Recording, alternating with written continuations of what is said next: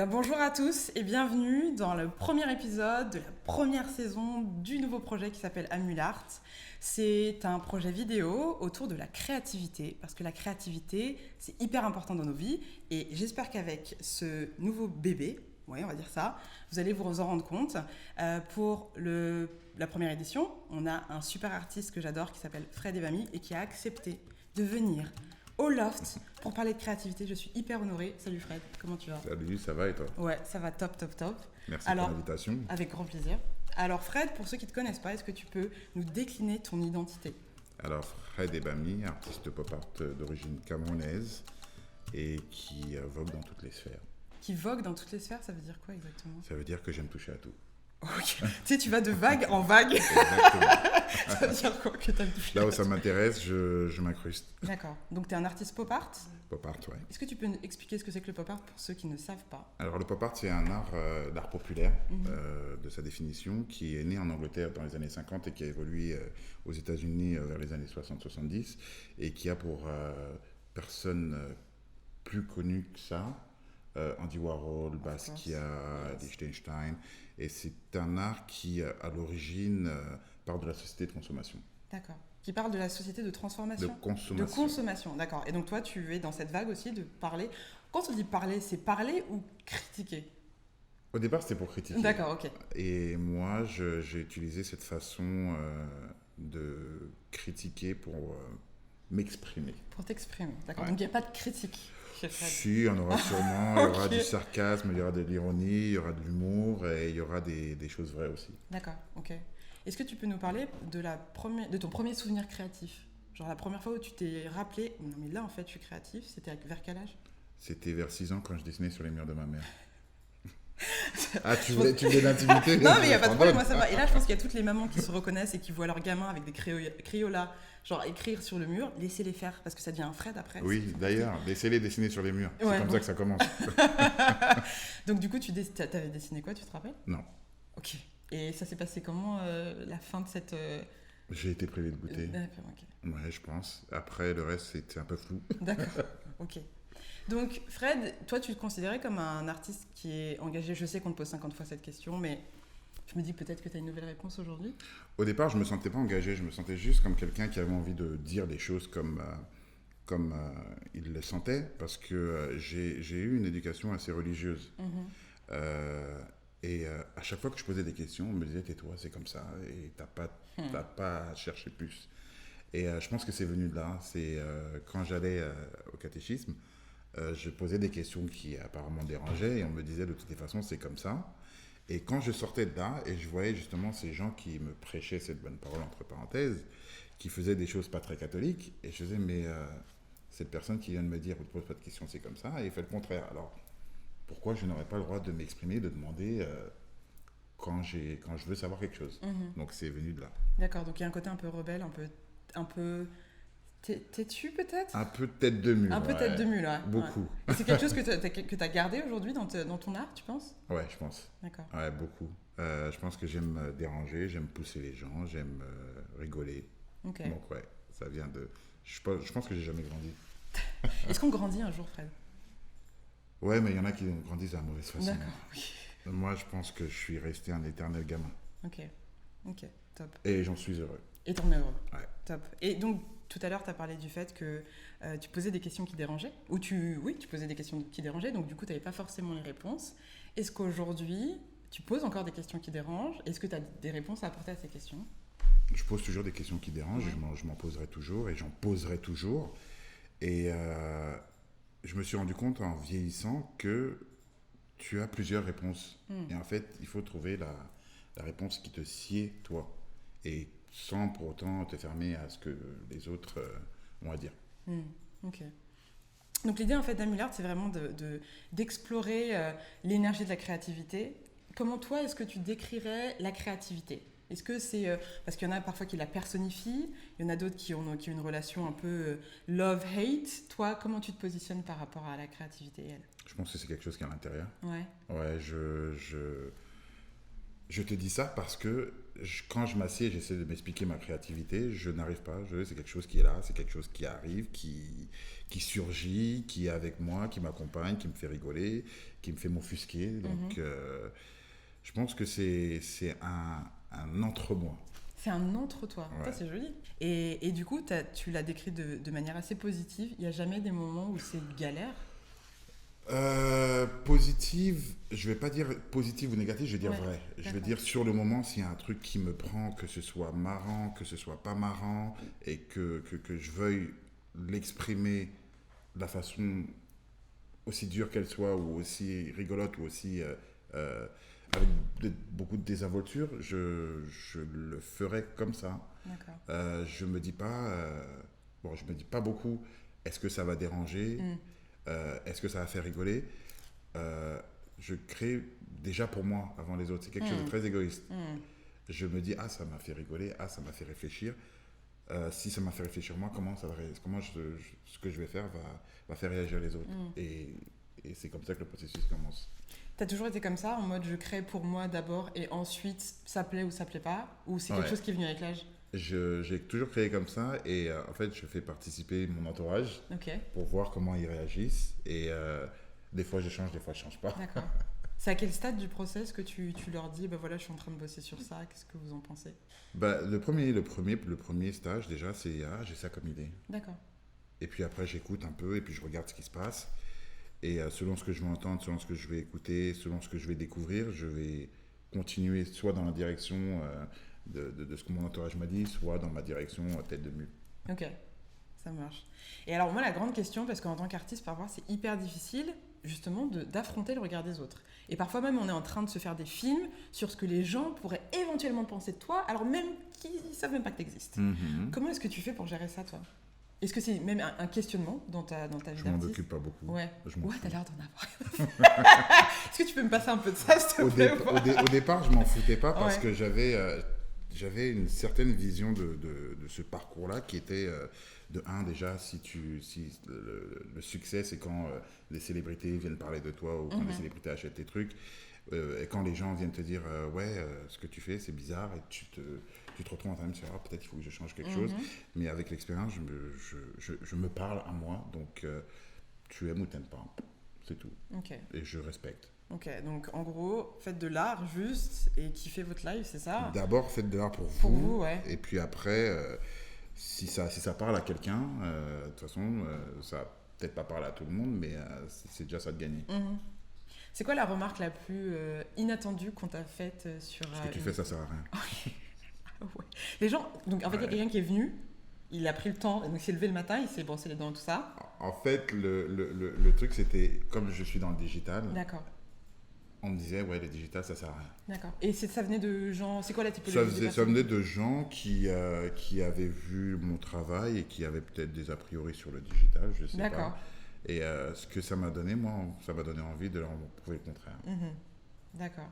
C'était bien, moi, j'ai trouvé Mais c'était cool. quoi? C'était en commentaire ou c'était... Alors c'est tellement vieux, donc je peux même plus me rappeler D'accord. d'où ça sort, Est-ce nécessaire de s'en rappeler? ouais, mais c'est cool parce que aujourd'hui je pense que ces gens ils sont en train de regarder ce qui m'arrive et se disent oh j'aurais dû fermer ma gueule. Mhm. Désolé, je suis. Non, c'est bon, t'as le droit. Vulnérabilité, sensibilité, gros mots. Amulart.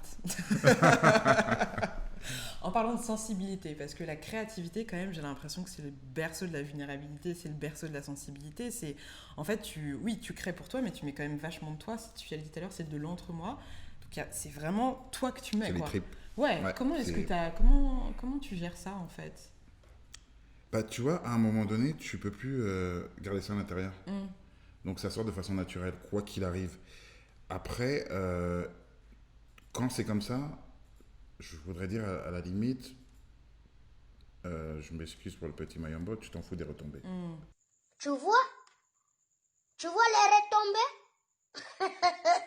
Ah, c'est compliqué, hein, la vie, hein? Tu as envie de parler et il faut que ça sorte. Ça sort comme ça sort. C'est comme, je dirais, c'est comme quelqu'un qui est blessé de l'intérieur, qui a envie de vomir quelque chose et je vais être dégueulasse, mais quand tu vas vomir, de toute façon, Il faut que t'as ça beau sorte. arrêter, ça Ouais, va c'est ça. sortir. Ouais. Donc c'est ça. Après, à un moment donné, tu te rends compte que c'est toi, en fait, que tu donnes aux autres. Et il faut être en paix avec. Et quand je dis il faut être en paix avec, c'est-à-dire qu'il faut être en paix avec les critiques que tu vas recevoir. Ouais. Mais il faut que ces critiques deviennent des, un- une énergie qui te pousse plus loin. Ouais. Donc après, ce qu'ils disent, c'est bien, ça te fait plaisir ou ça te fait... Bon, ok. Ok. Et tu vois, il y a des questions qui m'intéressent énormément en ce moment parce que la sensibilité, et toi, a priori, tu as l'air hyper à l'aise avec la tienne, tu as l'air hyper à l'aise avec ta vulnérabilité. Comment est-ce que tu te positionnes typiquement face à des hommes, parce que c'est beaucoup les hommes qui me questionnent, qui ont des difficultés justement avec cette sensibilité et avec cette vulnérabilité, alors même que quand on veut être artiste, j'ai l'impression que c'est un chemin quasi obligatoire en fait. Je vois pas comment tu peux créer autrement, peut-être qu'il y a d'autres moyens, je sais pas. Alors, je peux pas me positionner pour eux parce que c'est un travail qu'ils doivent faire. Ouais. Vous avez entendu. Je peux pas me positionner pour eux. Moi, je me suis toujours dit, et ça, c'est un truc que je fais même quand je drague des filles, c'est je montre d'abord mes côtés négatifs. Comme ça, D'accord. tout ce qui reste que du positif. Donc, je pense que ce côté vulnérable, je le mets toujours en avant d'abord. Attends, mais ça c'est un truc négatif pour toi? Enfin, Ça peut être un point faible sur lequel les gens peuvent D'accord. jouer. Ou tu peux rencontrer quelqu'un, vu qu'on est dans la team, tu peux rencontrer quelqu'un et tu lui montres pas tes mauvais côtés. Ouais. Et au fur et à mesure que la relation avance, cette personne découvre ce côté de toi Ouais. qu'elle ne connaissait pas et ça... Ouais. Alors que là, moi, je montre mon côté russe, mon côté... Donc beau de t'es défaut. t'es en mode quoi? Alpha, genre j'arrive, salut, c'est moi Fred ou... Non. Et après tu montres qu'en fait tu dessines des fleurs dans ta chambre? c'est Non, comment, je suis en mode, je vaux rien dans la vie. Tu veux venir Oh, avec moi? l'approche L'approche. Ok, non mais il faut de tout pour faire un monde aussi, ça fonctionne. Ah, mais ça interpelle, hein. Non mais je viens de croire. Qu'est-ce qu'il veut dire par là, il vaut rien dans la vie? Puis après, t'as que du bon. Mais en fait, je suis artiste, je fais D'accord. ça, j'expose. D'accord, c'est une stratégie intéressante. On va du coup creuser cette stratégie. Creusons. Ok, donc tu montres. D'accord. Bon, bah écoute. Non, mais pour rester sérieux, c'est... J'ai appris en grandissant et en lisant un de mes livres de chevet, c'est le livre de Dennis Rodman, que tu peux pas copier un modèle que la société fait d'une personne qui est, comment je vais dire ça, parfaite, entre Ouais. parenthèses. Tu ne peux être que toi. Et en grandissant, je voulais toujours être comme le garçon qui était populaire. Mais ce garçon qui était populaire, c'était pas moi. Il fallait que je sois moi. Et en étant moi, être accepté comme moi, il fallait que je montre mes défauts. Pour pas donner une image de moi qui est, enfin, comme un peu ce que tu vois sur les réseaux où tu as les gens qui te montrent des jets, des voitures et peut-être que c'est pas leur vie. T'as c'est pas de juste- jet toi? Non. Bah, Moi, oh, j'ai la mes grosse chaussures, j'ai mes déception. Converse. D'ailleurs, Converse, si vous êtes là, j'ai besoin de... Ok. Non, je veux dire, à quoi ça sert de montrer un faux semblant de ta vie? Et alors, à ton avis, ça sert à quoi? Pourquoi les gens font ça? Faudra leur demander. T'as pas une petite idée de parce que ça c'est aussi, tu vois, pour moi c'est aussi la Ouais. société d'aujourd'hui en fait. C'est aussi cette façade qu'on va montrer au monde. Bah, tu l'as dit, c'est façade. C'est cette façade. Cette façade, alors que nous, ce qu'on veut, c'est des gens naturels. On veut des vraies personnes. Si je rencontre une fille qui, sur les réseaux, me dit qu'elle est comme ça, comme ça, comme ça, comme ça, et qu'en vrai, c'est le contraire, ça va me décevoir. Et pareil, on m'a fait le reproche de changer mon Instagram, que j'ai changé d'ailleurs, D'accord. finalement, parce qu'on disait que ça ne représentait pas ce que je faisais, ça ne représentait pas mon art. Ah, Je comprenais pas au début, et maintenant je comprends que en fait, il faut vraiment diviser les choses quand tu es dans ce business-là. mais le Mais- faut-il? Enfin, quand tu dis il faut, genre. Alors, Non, mais de façon, par rapport au box dans lequel tu es, il y a des données à suivre. Tu vois, même moi, je suis pas. Ah, je vois ça. Il y a des trucs à faire pour que ce soit propre, beau, lisible, intéressant par rapport à ce que tu fais ou machin. Et moi, je mettais de la bouffe, je mettais de la sable, je mettais. Tu mettais toi, quoi. Voilà, tu vois, ça, c'est moi. Mais j'ai appris à séparer les deux. Donc du coup, maintenant, mon Instagram, il est un peu plus pro. J'essaie encore de mettre du moi à l'intérieur, enfin du moi, des bouffes que je Ouais. bouffe. Mais et c'est aussi une façon de faire, tu vois. Tu peux vouloir être en dehors du box, mais quelquefois il faut être dans le box pour voir un peu comment ça se passe. Donc en revenant sur ces gens que tu rencontres et qui te mettent justement une façade d'eux et qui en dehors de cette façade-là sont différents, moi j'ai toujours voulu être moi. Et moi c'est moi avec mes bons côtés, avec mes défauts. Donc du coup, quand je veux savoir si la personne veut rester avec moi, je montre mes défauts d'abord. Ok, et c'est quoi tes défauts alors, balance? Comme ça, tu vois, peut-être que l'émission va être un moyen. Tu vois, je vais recevoir des CV de nana, je vais te les transmettre, tu vois. Ça peut... Alors, mes défauts, j'adore déconner. Ok. À outrance. Mais à outrance. À outrance. Ah ok, donc genre le gars qui ne s'arrête pas. Qui s'arrête Ok, pas. Je suis très bien. relou. Ouais. Quoi d'autre? Sur le coup, je sais pas. Ah, Mais j'ai plein de défauts. ok. Bon, je te crois. Un de mes défauts, et je pense que c'est une qualité aussi, c'est que des fois, j'en ai rien à foutre. Ah, Ouais. d'accord. Ou des fois, j'en ai à foutre, mais vu que c'est quelque chose qui est en moi, on a l'air de croire que j'en ai Donc rien t'as à un foutre. côté je m'en foutiste finalement? Un C'est peu, l'air ouais. qu'on peut te donner un peu? Ah ouais. Mais des fois, c'est vrai. Ok. Mais il faut décrypter. Le dictionnaire, tu sais. Ok. En gros, sur quoi les gens se trompent sur toi? Ils se disent, ah ok, Fred il est comme ça, et en fait, pas du tout. Ils se disent que je suis super froid. Ah, Parce Moi, qu'apparemment, je ne souris pas beaucoup. bon, ça veut dire que peut-être tu... J'en ai rien à foutre. Ouais, putain. Le mec, mais il est vraiment gentil à la base, hein, Fred, je vous assure. Hein. Là, il vous donne l'air, mais il est vraiment cool. Oh, ça hein. dépend des gens. Je vais pas dire que je t'aime pas parce que j'aime tout le monde et voilà. Si tu m'inspires pas, je ne souris pas, je ne parle pas.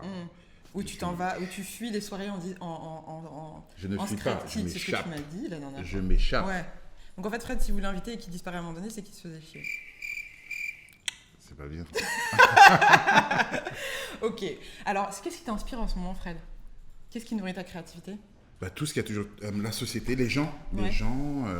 la réaction des gens, le mouvement des sociétés, tout ça, en fait tout ce qui m'entoure.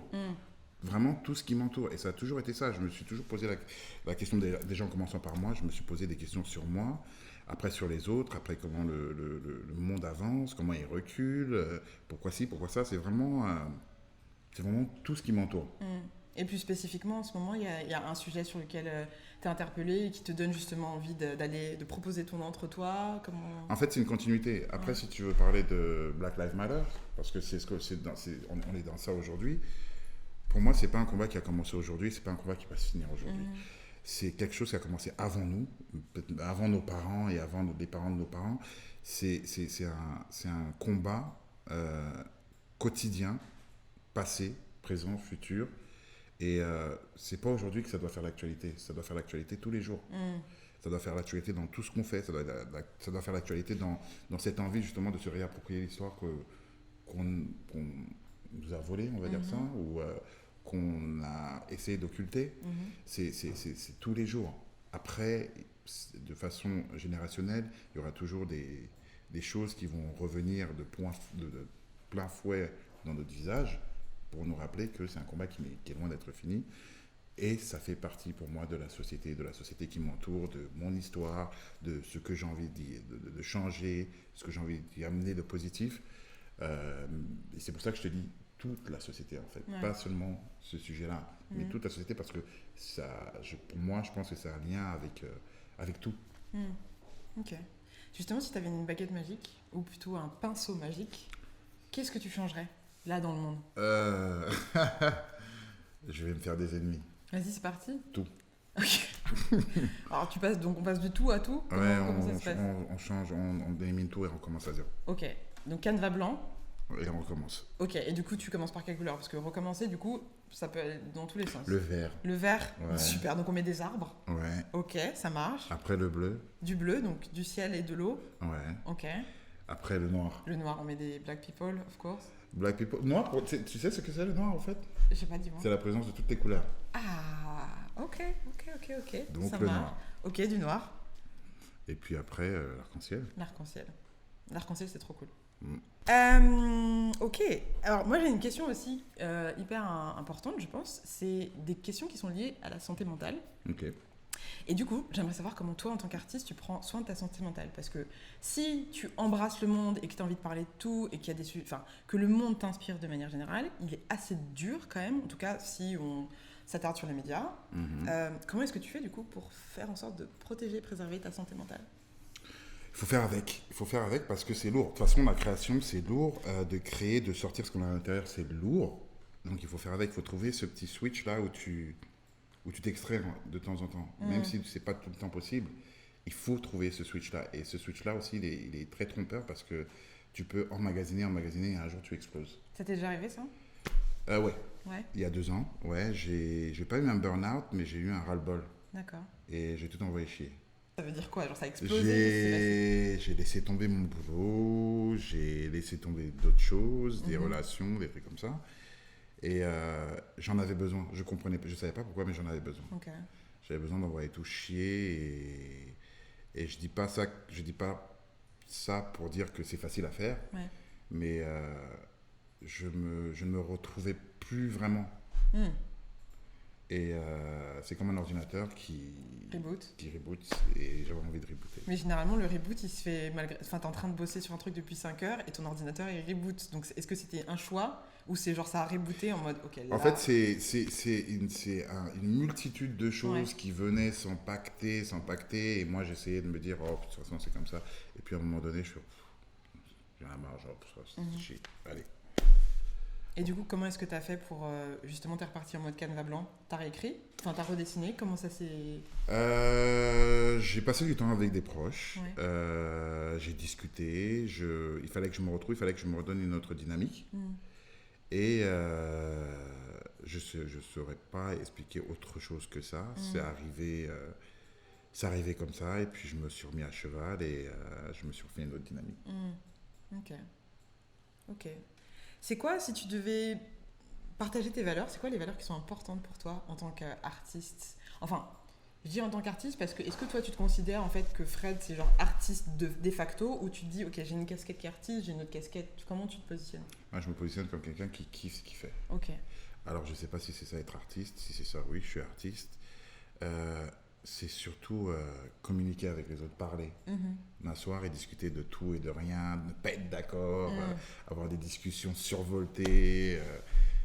Voilà, c'est ça. Après, je pense que ce que je fais et là où je rentre, je dois l'apporter cette casquette d'artiste et je dois l'assumer, même si au départ ça m'est tombé dessus. Enfin, ça m'est tombé dessus.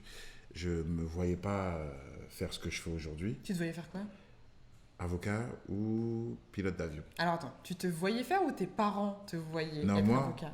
mais pour différentes raisons. Parce que je voyais tous les avocats que je rencontrais, ils avaient de l'argent, ils avaient de belles voitures, de belles maisons, et les pilotes d'avion aussi. Et en plus, ils voyageaient. Donc, et puis après, derrière, entre parenthèses, ils avaient beaucoup de femmes.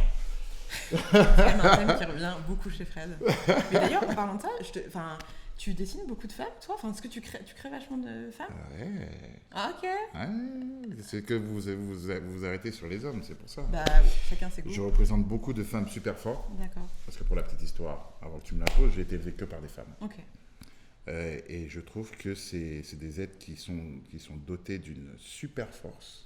Parce que pour mettre quelqu'un au monde et pour gérer ces personnages jusqu'à un état adulte, si on y arrive, il faut avoir de la force. Et il y a tout le monde qui fait genre ouh dans le studio. Yes, je suis assez d'accord. Ok, donc tu as été élevé que par des femmes. Ok, hyper intéressant. Et donc du coup, qu'est-ce que ça t'a appris d'être élevé que par des femmes? Et qu'est-ce qui t'a manqué peut-être du coup d'être élevé que par des femmes? Alors, rien ne m'a manqué parce que j'ai eu tout l'amour dont j'avais besoin, j'ai eu l'éducation qu'il me fallait. Qu'est-ce que ça m'a fait d'être élevé par une femme au lieu d'être élevé par des hommes, c'est ça? Ou d'avoir peut-être le combo homme-femme? Je ne pourrais pas te dire, j'ai été élevé par des femmes. Ouais. Okay. J'ai été élevé par des lionnes, elles m'ont donné cette envie d'être un lion. Elles m'ont donné cette sensibilité-là aussi. Elles m'ont appris à parler vrai. Elles m'ont appris à respecter la femme. Même si dans ma jeunesse, j'ai fait beaucoup de conneries. Mais elles m'ont donné cette force de ne pas avoir honte de se sentir fragile de temps en temps. voilà. Je pense qu'on Je l'a sais senti, on pas l'a si je sais pas si un homme aurait appris autre chose, mais je suis content de ce que j'ai appris. senti. Ouais, Ouais. ouais. La force de la vulnérabilité, c'est... je pense que c'est une des forces qui est les plus sous-estimées pour moi. Moi, je pense que moi, je pense que c'est naturel. Après, il y a des gens qui ne le supportent pas. Ouais, Je suis pas dans ce cas-là. Si j'ai envie de pleurer, je pleure. Si j'ai envie de dire à quelqu'un qui m'aime pas, je t'aime, je lui dis, et voilà, on passe à autre chose. Mais je pense que c'est comme la créativité, c'est un truc qui est à l'intérieur et tu peux pas le garder pour toi. Quitte à ce que ça fasse des ravages ou quoi que ce soit. Pour que toi, tu sois en paix, il faut que ça sorte. ouais, ouais. Donc, moi, je suis en paix avec ma vulnérabilité. Cool.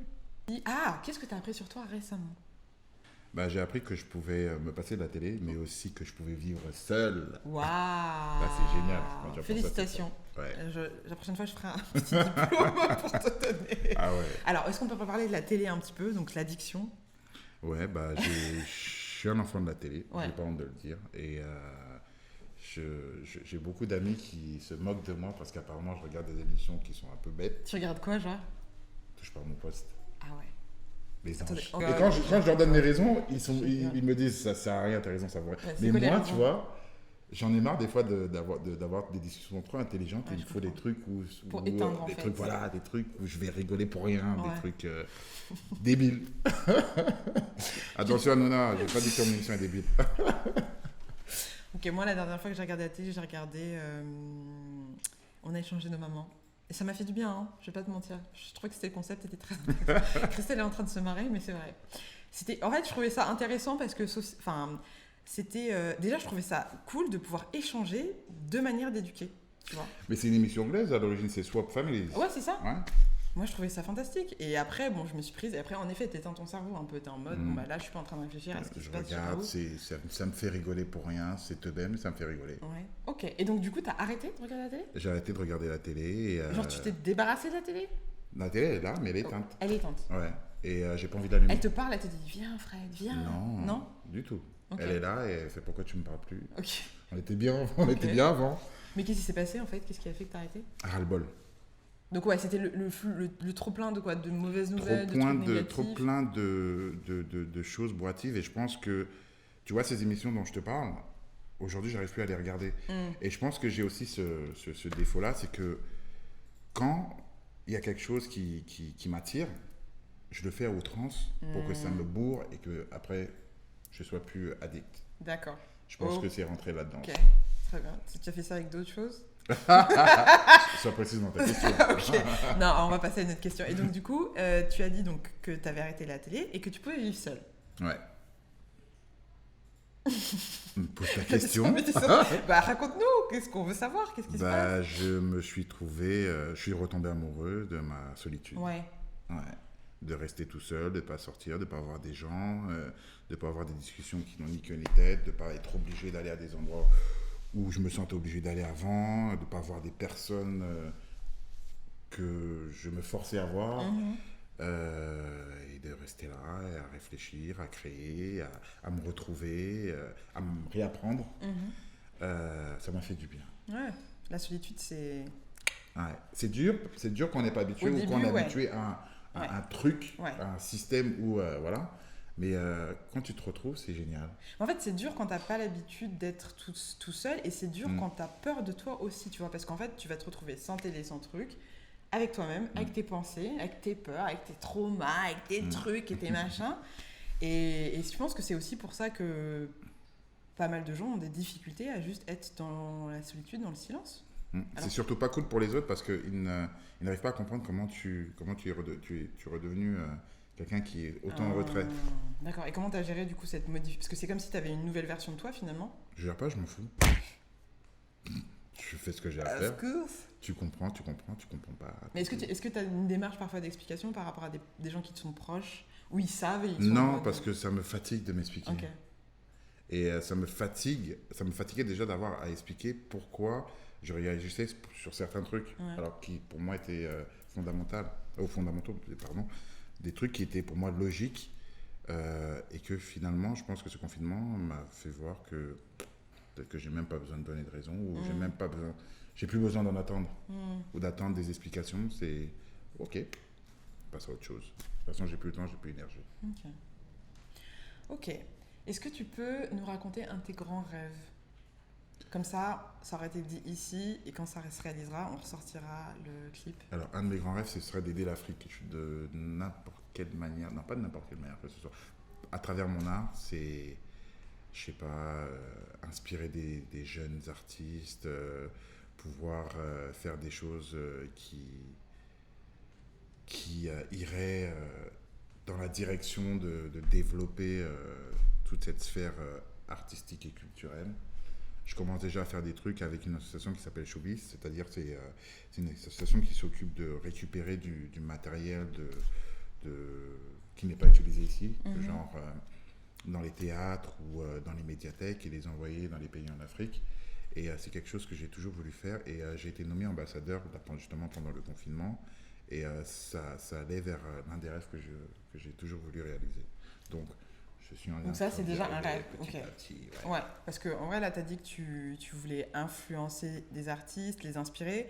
Bon, je pense que c'est déjà quelque chose qui est fait, finalement. Ouais. Donc ça, c'est un rêve ou c'est un peu check, en vrai. Non, pas check, parce que Ça veut pas dire qu'il y a pas parce d'autres que c'est choses pas à faire. fini, le travail il n'est pas Non, fini. mais le travail, il finit quand tu finis, si tu finis un jour, tu vois. Et moi, je te parlais plus d'un rêve où vraiment, en fait, entre là où la personne que tu es aujourd'hui et la personne qu'il faut être pour atteindre ce rêve, tu es encore sur le process. Parce que là, pour moi, Ouais, je suis encore sur le t'influences, tu t'inspires et pour le coup, tu l'as dit toi-même avec l'assaut, tu es déjà dans cette démarche-là. Un autre rêve alors Ouais. Être riche. Ok, mais on parle de quelle J'ai richesse? dit. La richesse de l'argent. Ok, non, parce qu'on précise. Hein. Non, la richesse de la paix. La richesse de la paix, la richesse du contentement. Et quand je dis contentement, c'est de se dire j'ai fait ma part. Mais la richesse de l'argent aussi. Ok, Parce que j'ai envie d'avoir des jets ok. et des maisons Et des maisons. et des voitures Et des voitures. et des beaux habits. Et d'accord. Très bien, ça marche. En quoi est-ce que tu crois, toi, Fred? J'ai envie de croire en l'homme. Et j'ai envie de croire en l'espoir. Et, Quand tu dis que tu as envie, ça veut dire que c'est quelque chose qui est difficile ou non, c'est pas difficile, c'est que tu as des gens qui font des choses extraordinaires et tu as d'autres gens qui te font regarder l'être humain comme un animal. Et là, si tu veux, on peut revenir sur Black Lives Matter. Et tu te dis, avec tout ce qu'on est en train de faire comme boulot, tout ce qu'on est en train d'abattre, à quel moment ça va switch vers l'utopie qu'on voudrait réelle. Donc j'ai envie de croire en l'homme et heureusement que je suis entouré de personnes qui nourrissent cette croyance et l'espoir. Si je n'en avais pas, je ne ferais pas ce que je fais aujourd'hui. Yes. Ok, c'est très joli. Est-ce que tu écris un peu, toi, Fred? Qu'est-ce que tu as derrière la tête? Je demande. Oui. Parce que tu as un côté un peu poète, quand même. Oui, j'écris. Et justement, j'ai recommencé à écrire. T'as des micros chez moi ou quoi? Non, pas du tout. J'ai recommencé à écrire avec mon meilleur ami Marc-Alexandre. Et pendant le confinement, il était confiné à Abidjan. Ouais. Et justement, pour se rappeler de cette période-là, ça m'a donné envie de lui écrire tu vois, comme à l'époque, on s'écrivait des lettres. Oh, Ouais. c'est trop lourd. Mais ça. c'est sûr, je ne vous montrerai pas, c'est dans mon téléphone. Ah, j'adore. On s'écrivait des textos chaque matin pour se raconter, en fait, ou la journée qui était passée, Ouais. ou la journée qui arrivait. En fait, on se levait le matin et je disais, aujourd'hui, c'est passé ça, alors que la journée n'avait pas commencé. Mais c'était en fait le ressenti de tout ce qui se passait, ce côté vraiment inimaginable et hors du temps qu'on était en train de passer. Et le fait qu'il soit de l'autre côté et qu'il me raconte aussi comment ça se passait de l'autre côté. Donc, j'ai recommencé à écrire. J'écrivais avant, mais vu que c'était pas mon truc. Ça veut dire quoi? C'était pas ton truc? C'était pas mon truc parce qu'en fait, si tu veux, je suis dans un collectif mon collectif, c'est un collectif de slam. D'accord. Slam et art visuel. Ouais. Et moi, je suis la partie muette du collectif, c'est-à-dire la partie visuelle. Et quand ils montent sur scène et qu'ils déclament des textes, je suis là et je pourrais jamais faire ça. Je peux pas faire ça. C'est pas mon truc. C'est genre parce que tu considères que ça te tente pas du tout. Parce qu'en fait, quand tu parles, t'as une vibe de poète un peu. Tu dis des trucs qui sont. Je suis entouré de poètes. Ouais. Je suis entouré de poètes, je suis entouré de gens qui réfléchissent et je partage cette réflexion-là. Par contre, je ne saurais pas l'écrire. Et puis, j'ai la pétoche de parler devant les gens. D'accord. Ça se voit pas. Ok, C'est travaillé. d'accord. Ok. Ok. Non, c'est un travail. J'ai horreur de parler devant les gens. Ok. Je ne Ah, pourrais pas monter tu sur scène. dois être ravi. Non, mais là, déjà, il y a beaucoup trop de gens. Donc, j'oublie. Ok, d'accord. Tu sais le truc qu'il faut faire apparemment quand tu as peur de... Tu penses que tout le monde est à poil, c'est ça? Voilà, exactement. Ça marche pas sur moi. Moi, je vois des yeux comme ça. Ok, d'accord. Et je vous rassure, personne n'est à poil dans le studio. Ok, donc, ouais, donc en fait, je sais plus pourquoi je te posais la question là, mais ouais, je trouve que tu as une vibe de. Enfin, quand tu parles, et même quand j'écoutais certaines de tes interviews, tu disais justement que bah, toi, la création, c'était une façon de crier. Attends, qu'est-ce que tu as dit? Tu as dit un truc, c'était. Je dis, mais oh, le gars, pourquoi il écrit pas? C'est genre de crier, d'exprimer tes mots silencieux, tu sais. Je dis, Je laisse ça aux autres qui savent écrire. Moi, je sais pas écrire. Moi, c'est comme ça que j'écris. C'est avec mes visuels. non, il n'y a pas de problème, I'm just saying. Tu vois, si tu veux. Non, parce qu'après, tu vois, ce que tu vas faire, c'est que les gens, maintenant, vont m'inviter sur scène pour parler. Mais est-ce Alors, que ça je serait peux pas génial, ça? Non, du tout. Ok. Catastrophe. Faut pas. Est-ce que tu penses pas que derrière la peur parfois, parce que je pense que tu as un talent, mais après chacun voilà, derrière la peur justement de passer ce cap-là, de parler en public, se trouve pas peut-être un nouveau trésor artistique pour toi? Comme je t'ai dit, c'est plus le côté pas conventionnel. Non, c'est pas conventionnel. Mais quand je dis, je laisse à ceux qui savent le faire. Je veux dire, tu mets Gaël Faye à côté de moi, qu'est-ce que je vais dire de mieux que lui? Enfin, pas de mieux, mais avec l'émotion, quoi, qui va propager. Qu'est-ce que je vais dire quand Marc va dire un texte? Qu'est-ce que je vais dire? Je peux dire quelques mots qui sont sympas, mais cette émotion-là, je pourrais pas la canaliser parce que j'ai pas cette fibre-là. Je peux écrire, oui, mais parler devant les gens, j'aurais trop peur de sonner faux. Ok.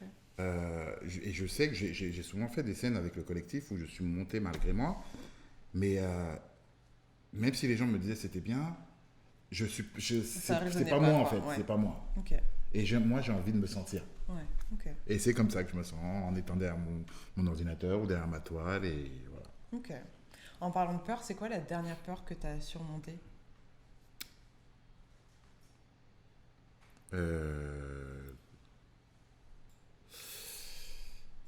Alors, le monde de demain. En sortant de ça, là, enfin, entre parenthèses, parce qu'on n'est pas encore sorti, mais se demander quel monde on va laisser demain. Et après avoir eu cette réflexion-là, se dire, de toutes les façons, si on commence à réfléchir comme ça, il va s'arrêter aujourd'hui. Donc il faut continuer de faire ce qu'on fait. Mais c'était la peur de qu'est-ce qui va se passer demain. Et qu'est-ce qui va se passer demain selon toi? Un nouveau monde. Ouais. Il faut l'accepter comme ça, un nouveau monde avec de nouvelles règles et continuer. De toute façon, je pense qu'on n'est pas les premiers à avoir vécu un switch comme ça. C'est troublant parce que je pense que dans notre histoire, on ne se serait jamais dit qu'on serait enfermé chez nous pendant tout ce temps-là et que le monde s'arrêterait. Non, pas s'arrêterait. Se mettrait au ralenti en même temps. Ouais, c'est dingue hein, quand tu penses. Hein. Ouais. C'est dingue hein, cette histoire. Enfin... Et ça, en fait, quand tu t'assieds et tu réfléchis comme ça, tu as toute l'histoire qui te tombe dessus et tu te dis, quand on va sortir de là, on sera comment? Et quand on sort de là, on tombe sur Floyd. Et ça te met encore un coup de massue. C'est vraiment un film hyper badant. Est-ce qu'on peut changer de chaîne, s'il vous plaît? En effet, il y a Floyd, mais c'est vrai que...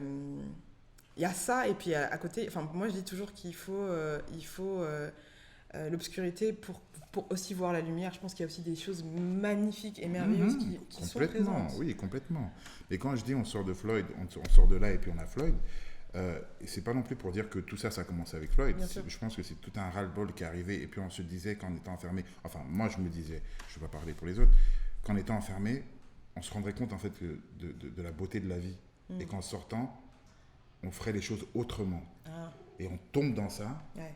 Et dans tout ce qu'il y a autour, dans cette crise sociale qui est en train de nous étouffer, oui, après tu te dis, ok, qu'est-ce que je fais? Alors je reste là à me lamenter ou je continue à faire ce que je fais? Et on va choisir de continuer. Okay. Et est-ce que tu as une peur, justement, ou plutôt un challenge que tu as envie de relever là, dans ce nouveau monde qui arrive? De continuer à pousser dans mon craft. Et de toute façon, je suis en train d'y arriver parce que j'ai appris beaucoup de choses pendant cette période-là qui arrivent petit à petit et qui devaient arriver. Je pense que ces choses-là devaient arriver maintenant. Et non, la seule grosse peur que j'ai, c'est de partir avant d'avoir finir ce que j'ai commencé. D'accord. Alors, soyons comme ça. Mais comment tu sais que tu as fini en fait? Est-ce que toi tu sais que la fin, elle sera matérialisée par quelque chose de spécifique ou comment quand je serai dans les livres d'histoire. Dans les livres d'histoire. T'as vu, c'est... Non, mais c'est... Vise les étoiles, tu atteindras le ciel. Exactement. C'est cool. Est-ce qu'il y a une question que tu aurais aimé que je te pose ou un sujet que tu aurais aimé qu'on aborde ensemble et qu'on n'a pas abordé? Je sais pas. C'est à toi de me dire. Est-ce que toi, tu as un sujet? Non, moi j'ai Est-ce que toi, tu m'as posé toutes les questions? Moi, j'ai posé plein de questions. En fait, je suis allée au fil de l'eau et voilà. Mais toi, peut-être il y a des choses, tu dis, ah, mais j'aurais bien aimé te parler de ça et elle m'a pas posé la question, ça m'a pas permis de le faire. Est-ce qu'il y a quelque chose comme ça? Non. Je pense qu'on a fait pratiquement le tour. Je pense. Ok. Heureusement que tu n'as pas parlé de ma vie amoureuse. Parce Non, elle est catastrophique. Tu l'as fait, donc j'ai pas eu besoin. Avant de partir, et si tu avais un message à transmettre à toutes les personnes qui se disent « Non, je ne suis pas créatif, non, je ne suis pas créative », qu'est-ce que tu pourrais leur donner comme message pour justement débloquer cette croyance limitante? Ah, mais on est tous des artistes dans tout ce qu'on fait, qu'on soit dans des boulots spécifiques ou pas spécifiques. Même être éboueur, c'est un art. Ramasser les poubelles, ne pas crever la poubelle, c'est un art. Donc tout le monde est créatif. Enfin, je dis ça, je suis sérieux. Je pense que tout le monde a cette fibre créative de façon différente, dans des domaines différents. Et la création, c'est pas seulement être peintre ou musicien ou jouer avec les chiffres, c'est un art. Ouais. Je peux pas le faire. Écrire des bouquins ou être journaliste, c'est un art, je peux pas le faire. Savoir parler avec un ordinateur, c'est un art, je peux pas le faire. Arrêtez de vous mettre des œillères ou des barrières en vous disant je suis dans un bureau, je suis devant mon ordinateur et lui c'est un peintre, c'est un créatif et moi pas. Ouais, ok. Et pour finir, où est-ce que le public et les téléspectateurs peuvent te trouver? Alors sur Instagram, Fred Ebami, sur Facebook, sur Twitter mais pas beaucoup, parce que apparemment c'est un software d'opinion et mon opinion elle est sur mes visuels et pas dans mon éditorial. Et puis, si vous êtes du côté de Brest, janvier 2021, j'expose à la Commedia Art de Brest. Merci beaucoup Fred, c'était vraiment un plaisir. Moi en tout cas, je voulais te remercier profondément parce qu'on s'est rencontrés, je crois qu'on s'est rencontrés à l'événement de Salatiel pour la première fois. Mais je crois, moi je t'avais dit, mais je t'ai déjà vu quelque part, mais je pense parce que tu as une tête de camère. Je sais pas si c'est positif ou négatif. Non, c'est très positif. I love my people. Et en fait, ce que j'apprécie beaucoup chez toi, c'est que tu vois, on sent que ton cœur, enfin, tu marches avec ton cœur en fait. Ok. Et c'est hyper agréable et t'es hyper, comment dire, accessible. Et j'ai dit genre ouais, salut et tout. Bon, j'avais un décalage horaire dans la tête, mais voilà, t'es hyper accessible et généreux et on sent ta sensibilité et ça fait du bien d'avoir des hommes noirs qui n'ont pas peur de leur sensibilité. Ça fait vraiment du bien. Donc merci beaucoup infiniment et merci aussi d'avoir accepté ce premier épisode d'Amulart. Et tu m'as dit direct oui avec 3 points d'exclamation et j'étais genre ouais, trop cool.